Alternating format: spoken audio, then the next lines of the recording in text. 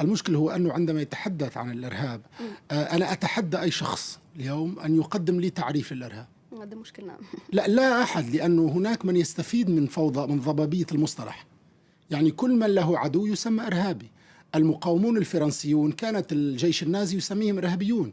بن علي قال إرهابيين، مبارك، السيسي اليوم يعني سفاح دمشق هناك يقول أنه يقاوم الإرهاب. لا أحد يريد، لكن هناك شيء ثابت، لا ثابت، لكن الثابت الوحيد في تعريف الإرهاب أنه مرتبط دائما بالإسلام. يعني أنت مسلم لديك نسبة كبيرة أن تكون إرهابي، غير شيعي بطبيعة الحال لأن وراءه إيران. هناك حسابات كبيرة، لكن دعنا نضع الإطار الأكبر للتدخلات إلى آخره. الجميع يعرف أن الإطار الأكبر لما يحدث في المنطقة العربية هو ما بعد الربيع العربي، هو أهم حدث هو الربيع العربي وما حدث فيه.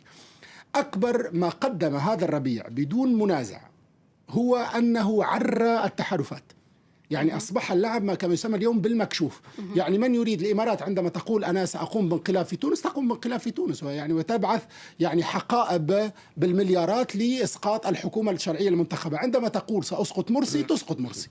يعني اللعب أصبح على المكشوف، لم يعد هناك من يتخفى وراء ذلك. يعني أصبح شراء الذمم على الهواء، أصبحت التحالفات بين اليسار والعروبي، أصبحت التجارة بالقضايا العربية الكبرى مكشوفة. يعني لم يعد هناك ما يمكن أن نخفيه اليوم.